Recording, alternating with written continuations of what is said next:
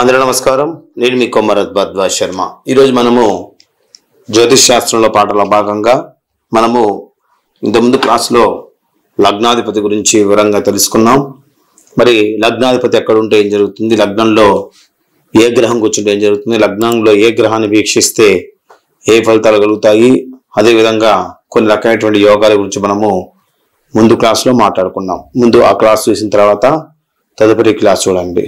ముఖ్యంగా లగ్నాధిపతి మనకి ద్వితీయ స్థానం, మేషంలో మనకి లగ్నం అయిందనుకోండి, మనకు ద్వితీయ స్థానం ఏమవుతుంది, శుక్రక్షేత్ర వృషభం అవుతుంది.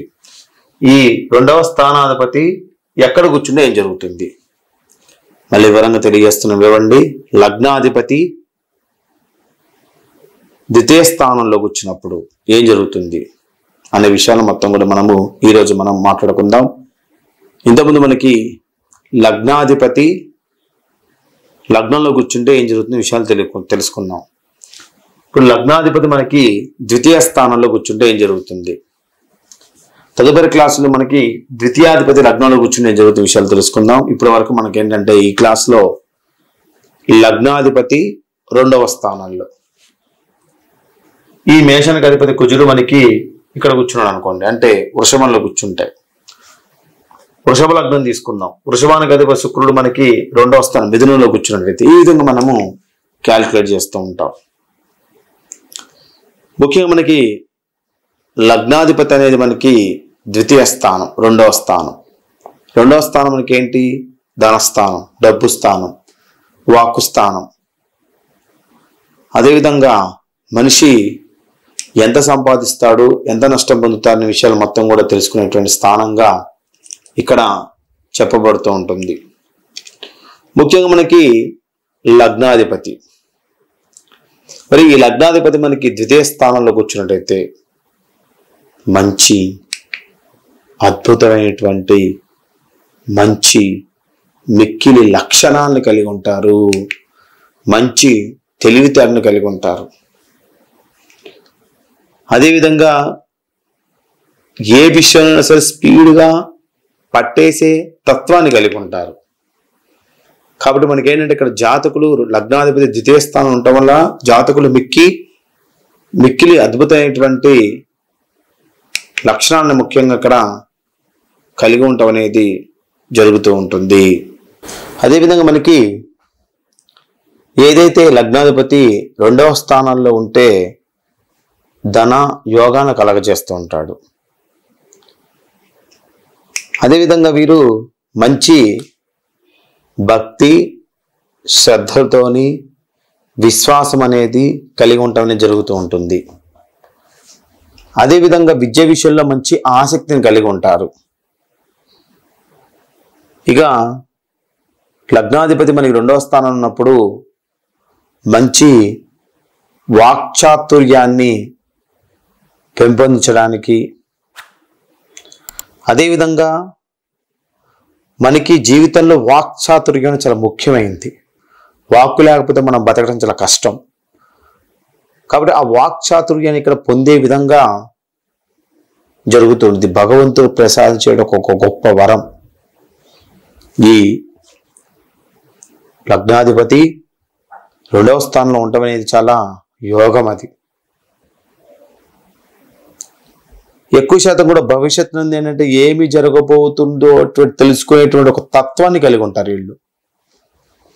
భవిష్యత్తులో తెలుసుకునే విషయం ఏంటి, ఈ రోజు మనం డబ్బు దాచిపెట్టుకోకపోతే జీవితంలో మనం ఇబ్బంది పడతాము. మనం ఇప్పుడు ఈరోజు భార్యను కొడితే రేపు కేసు పెడుతుంది, అది భవిష్యత్తే కదా. అలాంటి విషయాలను స్పీడ్గా తెలుసుకుంటారు. అంతవరకే కానీ నేత్రంలో ఉన్నటువంటి వాటి విషయాలు భవిష్యత్తు కాదు. ఇప్పుడు ఒక భవిష్యత్తే కదా. ఇప్పుడు భార్యను కొట్టామనుకోండి కేసు పెడుతుంది, ఏమవుతుంది, కోర్టు, శిక్ష, జైలు, మనస్పర్ధలు, పిల్లలు విడిపోవడం, మన అన్ని భవిష్యత్తు సంబంధించిన విషయాలు మొత్తం కూడా వీళ్ళకి తెలిసిపోతూ ఉంటాయి. అది భవిష్యత్తే. కాబట్టి భవిష్యత్తు నందు ఏం జరగబోతుందో తెలుసుకోగల తత్వాన్ని, భవిష్యత్తులో ఏం జరుగుతుందో ఊహించే ఒక తత్వాన్ని, సామర్థ్యాన్ని వీరికి ఉంటూ ఉంటుంది. ప్రముఖంగా చెప్పాలంటే వీరు అధిక సంతోషాన్ని కలిగిన వ్యక్తులుగా ఉంటారు. ఇక లగ్నాధిపతి ధనస్థానంలో ఉన్నట్టయితే డబ్బుగా కొదవ ఉండదండి. ఈ రూపంలో డబ్బు ఏంటంటే ఆ రూపంలో డబ్బు వస్తూ ఉంటుంది. అది ఎప్పుడు వాళ్ళకి జాతకంలో లక్ష్మీ స్థానం నడుస్తున్నప్పుడు 1, 5, 9 లక్ష్మీ స్థాన దశలు, ఆ స్థానం దశలు నడిచినప్పుడు లగ్నాధిపతి 2వ స్థానంలో ఉన్నప్పుడు వాళ్ళకి డబ్బుని మామూలుగా కాదండి, ఇక మనం నోటి మాటలు చెప్పలేము. అలాంటి యోగ భోగ భాగ్యాన్ని రాజయోగాన్ని కలగజేస్తూ ఉంటాడు. ఇక లగ్నాధిపతి మనకి ధనస్థానంలో ఉన్నట్టయితే వాళ్ళు పుట్టిన వాళ్ళు ఏంటి ఎక్కువ శాతం ధనలాభాన్ని కలిగి ఉంటారు, పాండిత్యాన్ని కలిగి ఉంటారు, సుఖాన్ని కలిగి ఉంటారు, మంచి శీలాన్ని కలిగి ఉంటారు, మంచి ధర్మాన్ని కలిగి ఉంటారు, విశేషమైన ఉదార గుణాన్ని కలిగి ఉంటారు. ఇదంతా కూడా మనకి లగ్నాధిపతి 2వ స్థానం ఉన్నప్పుడు జరిగేటువంటి విషయాలు.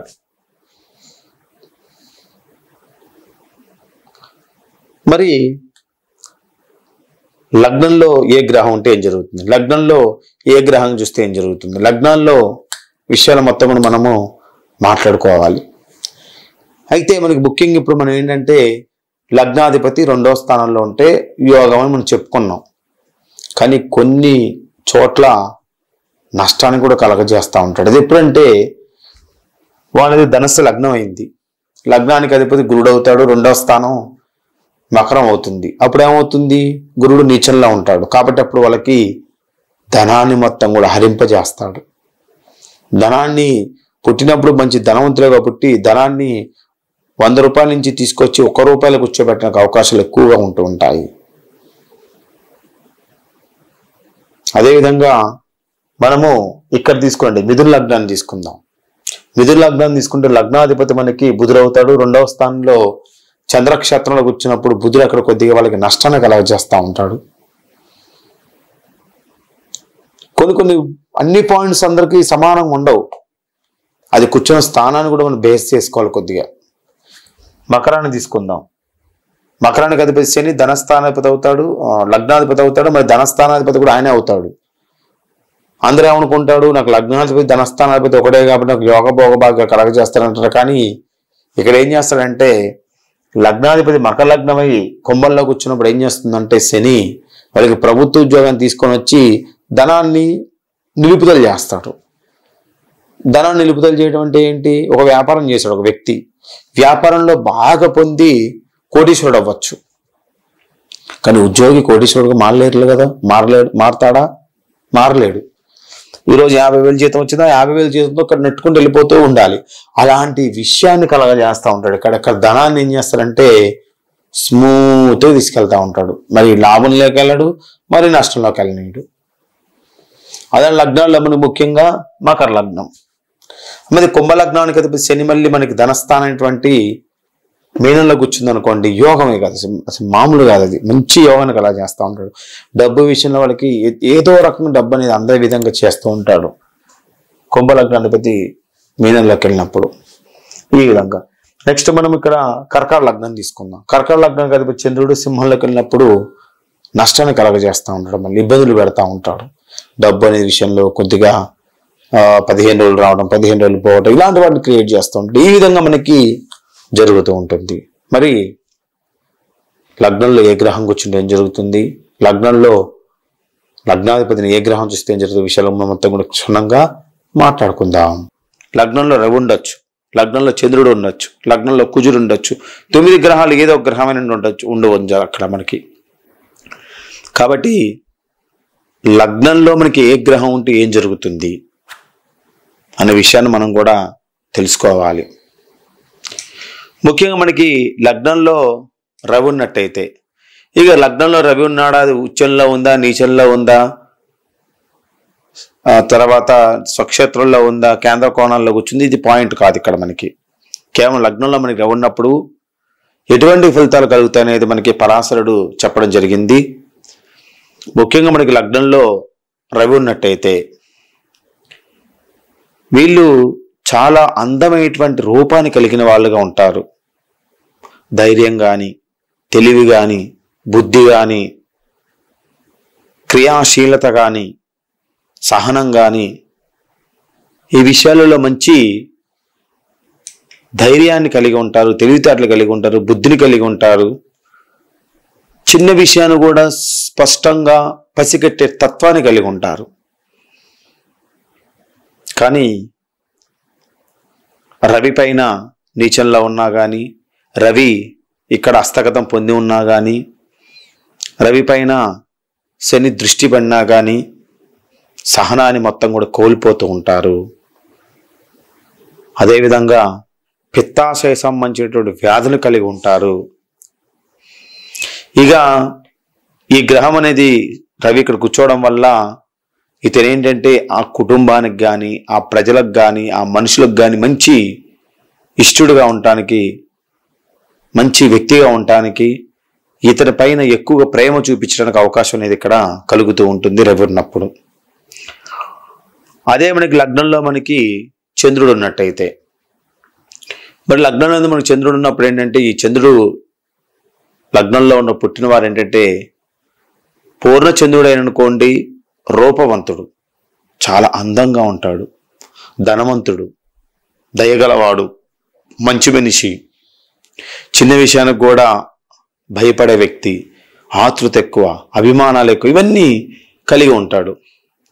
అదే మనకి క్షీణచంద్రుడు ఉన్నట్టయితే మదమెక్కిన గుర్రం ఏ విధంగా ఉంటుంది, క్షీణచంద్రుడు ఉన్నప్పుడు కూడా వ్యక్తి మదమెక్కిన వాళ్ళలాగా ఉంటాడు, అల్ప వీర్యుడవుతాడు, వీరకణాశాతం తక్కువగా ఉంటుంది. ఇక వీరుడుగా ఉన్నట్టయితే అల్ప వీరుడుగా ఇక్కడ చెప్పబడుతూ ఉంటుంది. మనకేంటంటే పూర్ణచంద్రుడు లగ్నంలో ఉండటం మంచిది, క్షీణచంద్రుడు లగ్నంలో ఉండటం అనేది నష్టంగా చెప్పబడుతూ ఉంటుంది. ఇక చాలా విషయాలు ఉన్నాయి, మనం మాట్లాడుకుంటూ పోయినట్టయితే కొన్ని వందల విషయాలు వస్తుంటాయి, కానీ కొన్ని మాత్రం మనం ఇక్కడ చెప్పుకోవడం జరుగుతూ ఉంటుంది. లగ్నాన్ని కుజురున్నట్టయితే, లగ్నాన్ని మనకు కుజురున్నట్టయితే జన్మించిన వాడు సాహసుడు, అదేవిధంగా తీవ్రమైన కోపాన్ని కలిగిన వాడు, తరచూ గాయాలు గురయ్యేవాడు, తరచూ ప్రయాణాలు చేయాల్సిన అవసరం ఎక్కువగా ఉంటుంది. వివాహ కాలం అనేది ఆలస్యం అవటానికి, వివాహంలో ఇబ్బంది కలగటానికి మొత్తానికి ఇక్కడ కుజుడు ఒక కారకుడుగా చెప్పబడుతూ ఉంటుంది. ఇక లగ్నంలో మనకి కుజుడు ఉన్నట్టయితే కుజుదోషం ఏర్పడుతుందని చెప్తున్నారు, కానీ లగ్నాత్ 2, 4, 7, 12 స్థానంలో కుజుడు మాత్రమే. లగ్నాత్ అన్నారు కానీ లగ్నం నుంచి అనలేదు, ఒకసారి గుర్తుపెట్టుకోండి జాగ్రత్తగా. ఇక నెక్స్ట్ మనము బుధుని తీసుకుందాం. ఇక లగ్నం నందు మనకి ఈ బుధుడు ఉన్నట్టయితే జన్మించిన వాడు మిక్కిలి శాంతుడు, మంచి మనసు కలవాడు, అదేవిధంగా మంచి పండితుడు, అదేవిధంగా మంచి నడవడి కలిగిన వాడు, చక్కగా మాట్లాడేవాడు, సత్యాన్ని పలికేవాడు, స్త్రీలకు ప్రియుడవుతూ ఉంటాడు. అదేవిధంగా మంచి తెలివితేటలు, అగోమైనటువంటి గుణాన్ని కలిగి ఉంటాడు. కానీ బుధుడు ఇక్కడ ఒంటరిగా మాత్రమే ఉండాలి. బుధుడు ఏ పాపగ్రహంతో కలవనప్పుడు మాత్రం ఈ ఫలితాన్ని మొత్తం అలికిస్తూ ఉంటాయి. ఏదైనా ఒక పాపగ్రహంతో కలిసినప్పుడు ఆ ఫలితాన్ని కొద్దిగా మనకి నష్టం చేసే అవకాశాలు కూడా మనకి కనిపిస్తుంటాయి. కాబట్టి బుధుడు ఒక్కడే కూర్చొని ఉండి అతను సౌమ్యంగా ఉన్నట్టయితే, మంచివాడిగా ఉన్నట్టయితే పండితుడిగా మారుతాడు, జ్యోతిష శాస్త్రాన్ని నేర్చుకునే వ్యక్తిగా మారుతాడు, సత్యాన్ని పలికేవాడుగా ఉంటాడు, స్త్రీలకు ప్రియుడవుతూ ఉంటాడు. ఇక నెక్స్ట్ మనము గురుడిని తీసుకుందాం. లగ్నంలో మన గురుడు ఉన్నట్టయితే, ఈ లగ్నంలో మన గురుడు ఉండగా జన్మించిన వాడేంటంటే వేద శాస్త్రాలు తెలిసిన వాడు, పవిత్రమైనటువంటి కళలు నేర్చుకునేవాడుగా ఉంటాడు, ధన కనక రత్న ఆభరణాలు మొత్తం కూడా పొందుతూ ఉంటాడు, రాజవంశంలో పుట్టినవాడుగా ఉండొచ్చు, రాజవంశీయులకు ఇష్టమైన వాడుగా ఉండొచ్చు, అదేవిధంగా మంచి ప్రవర్తన కలిగిన వ్యక్తిగా ఉంటూ ఉంటాడు. ఈ లగ్నంలో గురుడు ఉన్నవాడు పుట్టిన వాళ్ళు ఏంటంటే కొన్ని రకాలైనటువంటి దోషాలు జాతచక్రం ఉన్నప్పటికీ ఆ దోష నివృత్తిని కలిగించేటువంటి ఒక పాయింట్ గురుడు లగ్నంలో ఉంటాం, చాలా యోగం అది. ఇక లగ్నం మన శుక్రుడు తీసుకున్నట్టయితే, ఇక లగ్నం మన శుక్రుడు ఎక్కువ శాతం కూడా శుక్రుడు కళకారకుడు కాబట్టి మంచి వక్త, మాట్లాడే తత్వాన్ని కలిగి ఉంటాడు, శిల్ప విద్య అనేది నేర్చుకొని ఉంటాడు, నీతి శాస్త్రం విషయంలో కొన్ని నేర్చుకునేవాడుగా ఉంటాడు, వినయవంతుడుగా ఉంటాడు, భోగపరుడు, రాజయోగాన్ని కలగజేస్తూ ఉంటాడు, అదేవిధంగా కావ్య, రసాయన, భౌతిక, జ్యోతిష్య శాస్త్రాలు మొత్తం కూడా తెలిసిన వాడిగా ఉంటాడు. అదేవిధంగా ధర్మపరుడుగా ఉంటాడు, ధర్మాలు చేస్తూ ఉంటాడు, దానాలు చేస్తూ ఉంటాడు, యజ్ఞయాగాది హోమాది క్రతులు నిర్వహిస్తూ ఉంటాడు, మంచి భోగభాగ్యాలు పొందుతూ ఉంటాడు. శుక్రుడు ఇక్కడ జాతకంలో లగ్నంలో ఉండి అది నీచం పొంది ఉండపోనప్పుడు మాత్రమే ఇవన్నీ కలుగుతాయి. నీచంలో ఉన్నప్పుడు వీటికి అన్ని ఆపోజిట్ జరుగుతాయి, జాగ్రత్తగా ఉండాలి. నీచం అంటే అక్కడ మనకి బుధలో ఆయన నీచం పొందుతూ ఉంటాడు, అంటే కన్యాలు నీచం పొందుతూ ఉంటారు. కాబట్టి అక్కడ ఉన్నప్పుడు వాళ్ళకి కన్యా లగ్నం అయి శుక్రుడు వీళ్ళకి అక్కడ ఉన్నప్పుడు కొద్దిగా నష్టాన్ని కలగజేసే అవకాశం కనిపిస్తూ ఉంటుంది. ఇక లగ్నంలో మనకి శని ఉన్నప్పుడు, శని ఉన్నప్పుడు శని శుభుడైనా అశుభుడైనా అదేంటంటే మనకి అశుభ ఫలితాలను ఎక్కువ కలగజేసే అవకాశాలు ఎక్కువగా ఉంటాయి. ఒక మకర కుంభాల తప్ప మిగతా స్థానాలు ఎక్కడ కూర్చున్నా సరే లగ్నాన్ని శని ఉండగా జన్మించినప్పుడు అశుభాన్ని కలిగి ఉంటాడు, అనారోగ్యాన్ని కలగజేస్తూ ఉంటాడు, సంతానం ఆలస్యం కలుగుతూ ఉంటుంది, వీర్యకణాల శాతం తక్కువగా ఉంటుంది. సంతానం కలిగిన తర్వాత మనకి ఏంటంటే కొంతమంది సంతానం కలుగుతుంది, సంతానం కలిగిన తర్వాత వీర్యకణాల శాతం తర్వాత ఇంకో సంతానం అందడానికి టైం తీసుకుంటూ ఉంటుంది. త్వరగా వీళ్ళకి మేధస్సు తగ్గిపోతూ ఉంటుంది, త్వరగా వీర్యకణాల తగ్గిపోతుంది, త్వరగా ఉష్ణశక్తి తగ్గిపోతూ ఉంటుంది. ఇది ఎప్పుడు మనకి శని మనకి మకర కుంభాల తప్ప ఎక్కడా ఉన్నా సరే. ఇక మకర కుంభాల తప్ప ఎక్కడా ఉన్నా కానీ కొన్ని పాయింట్ ఒకటి ఉంది. శని ఉచ్చస్థానం ఉన్నా కానీ, శని వేద మూల త్రికోణాల్లో ఉన్నప్పుడు కానీ కొన్ని రకాలైనటువంటి యోగాలను కలగజేస్తూ ఉంటే దేశానికో పురాణానికో లేదా ఆ గ్రామానికో లేదా ఆ మండలానికో నియోజకవర్గం ఒక నాయకుడిగా మారే అవకాశం ఉంటుంటుంది, రాజకీయ యోగాన్ని కలగజేస్తూ ఉంటుంది. అది ఎప్పుడు శని ఉచ్చస్థానంలో ఉన్నప్పుడు కానీ, అది తులాలగ్నం అయినప్పుడు కానీ, మూల త్రికోణాల్లో వేదం మూల త్రికోణాలు ఉన్నప్పుడు కానీ మనకి గ్రహం అనేది ఈ విధంగా చేస్తూ ఉంటుంది. ఇక మనకి లగ్నంలో మనకి రాహుని తీసుకుందాం.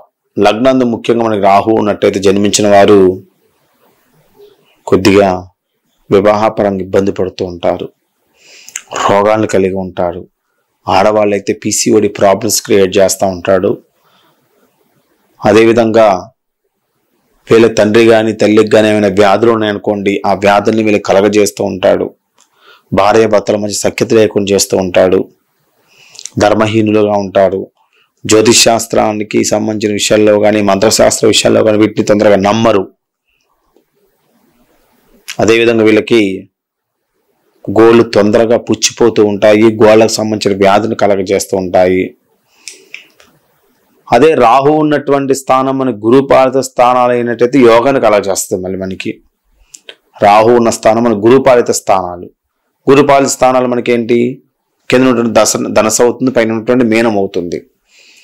ఈ రెండు స్థానం మన రాహు ఉన్నట్టయితే వాళ్ళకి యోగాన్ని కలగజేయడం అనేది జరుగుతూ ఉంటుంది. ఇక లగ్నంలో మన కేతు ఉన్నట్టయితే, మళ్ళీ లగ్నంలో మన కేతు ఉండగా జన్మించిన వారు ఎక్కువ శాతం కూడా వీరికి ఏంటంటే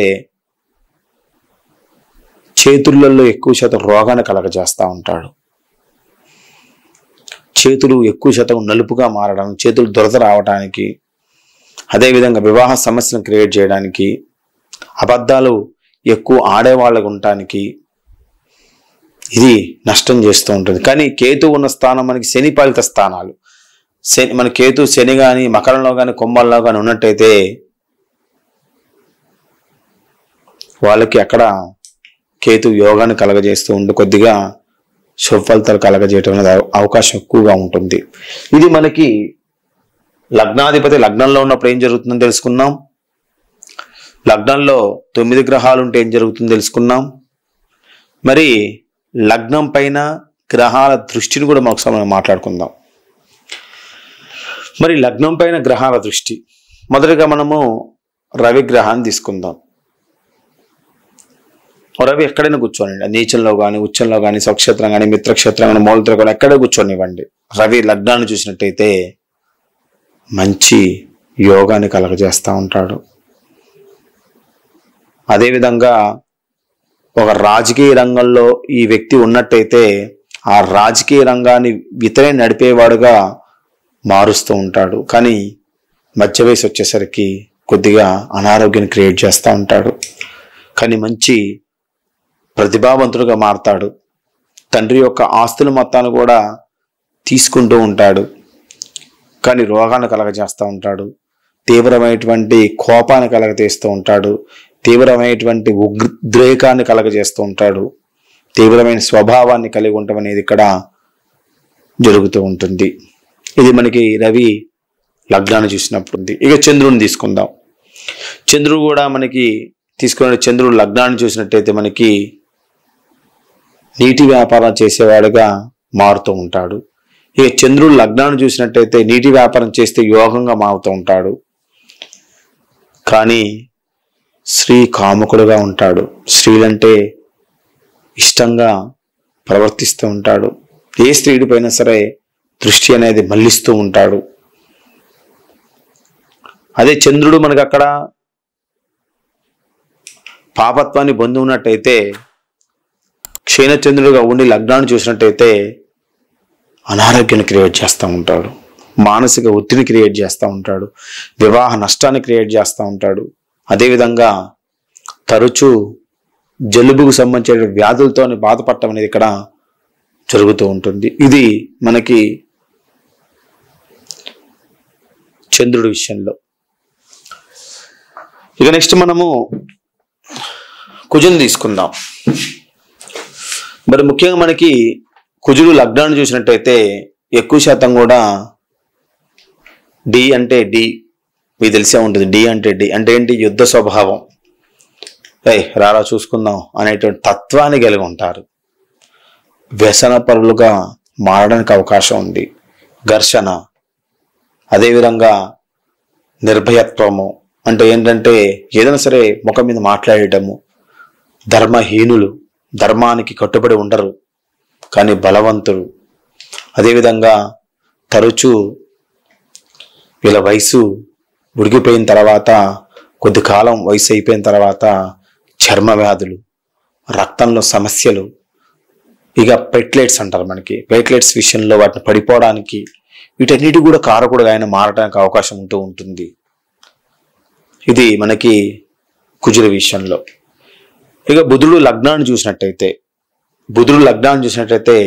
కళల్లో మొత్తం కూడా తెలిసినవాడు. 62 కళల్లో 35 కళలు వీళ్ళకి తెలిసినటువంటి విషయంగా మారుతూ ఉంటారు. భోగి, అదేవిధంగా విద్యల యందు అనేకటువంటి పారాయణంగా ఉండే వ్యక్తి. అంటే బాగా విద్య అనేది చెప్పగానే వెంటనే మైండ్ సెట్కి అందించుకునే వ్యక్తిగా ఉంటాడు.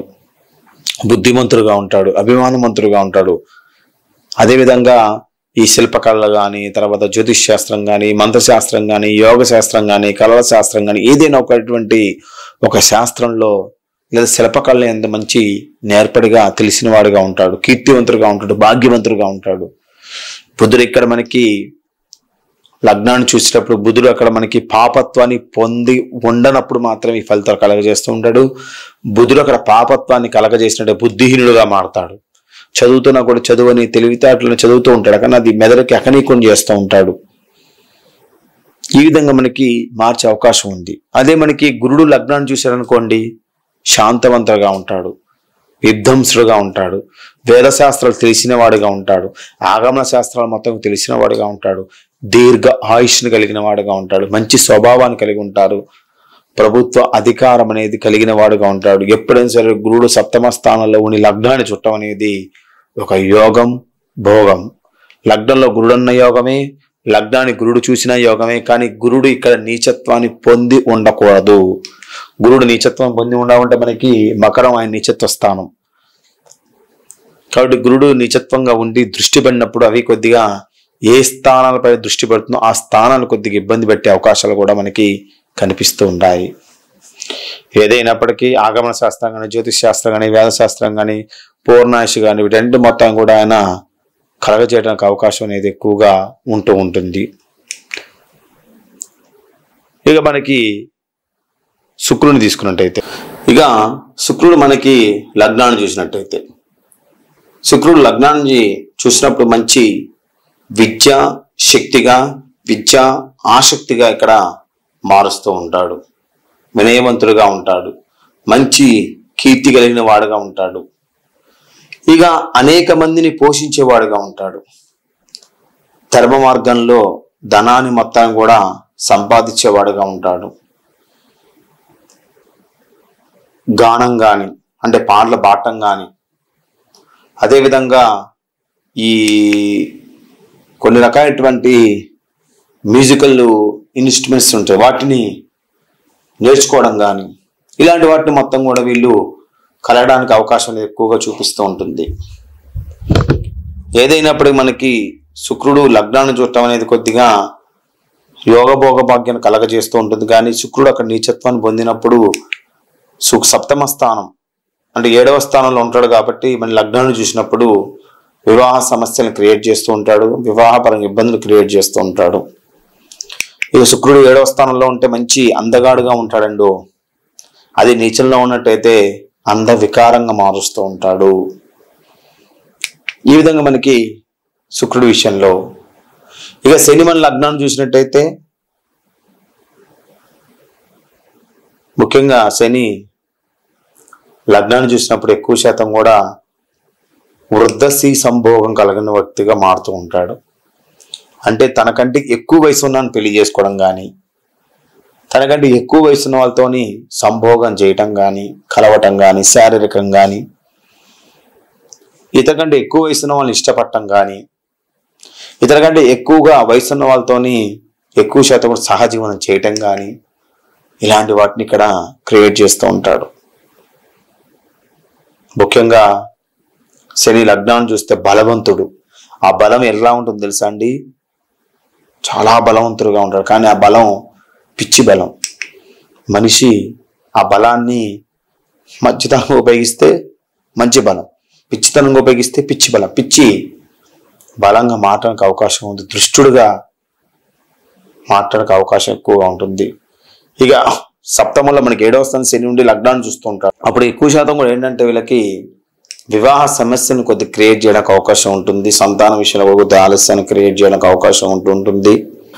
ఇక ముఖ్యంగా మనకి ఈ లగ్నాన్ని రాహుకేతులు మనకి చూసినట్టయితే వివాహ విషయాల్లో ఎక్కువ శాతం నష్టాన్ని కలగజేయడానికి, అదేవిధంగా సిగ్గులేనటువంటి వ్యక్తిగా మార్చడానికి, అలాంటి ఎక్కువ శాతం కూడా మనకి కనిపిస్తూ ఉంటాయి. ఇది మనకి లగ్నంలో లగ్నాధిపతి ఎక్కడ కూర్చుంటే ఏం జరుగుతుంది, లగ్నంలో ఏ గ్రహాలు కూర్చుంటే ఏం జరుగుతుంది, లగ్నంలో ఏ గ్రహాల దృష్టి కలిగినప్పుడు ఏం జరుగుతున్న విషయాలు మొత్తం కూడా మనము మాట్లాడుకున్నాం. ఇంకా లగ్నం గురించి మనం మాట్లాడుకున్నట్టయితే లగ్నం మనకి యోగానికి కారకుడు, భోగానికి కారకుడు, శరీర పుష్టికి కారకుడు. కాబట్టి మనకి ముఖ్యంగా ఈ లగ్నాన్ని బేస్ చేసుకొని మనకి చాలా విషయాలు మనం చెప్పుకోవచ్చు. మనకి లగ్నము జలరాశి. మనకి లగ్నం జలరాశి అనేటైతే అది లగ్నం జలరాశి శుభగ్రహాలతో మనకి ఉన్నట్టయితే మంచి అందగాడుగా, స్థూలంగా ఉన్న వ్యక్తిగా, అంటే న్యాచురల్గా ఆ వయసుకి ఎంత ఉండాలో అంతే ఉండే వ్యక్తిగా మారడానికి అవకాశం ఉంటుంది. ఇక లగ్నాధిపతి మనకి జలలగ్నమై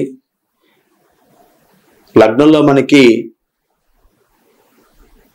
శుభక్షేత్రాల యందు కానీ లగ్నాధిపతి వర్గుల్లో కానీ ఉన్నట్టయితే మంచి శరీర పుష్టి, 90 సంవత్సరాల ఆయుష్ని ఇక్కడ కలగజేయడానికి అవకాశం అనేది ఎక్కువగా కనిపిస్తూ ఉంటుంది.